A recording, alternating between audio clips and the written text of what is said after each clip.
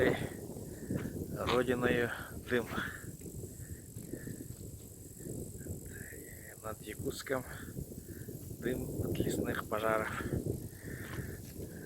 1 августа 2020 года. Вид с сумки. Впереди аэропорт, а там дальше город.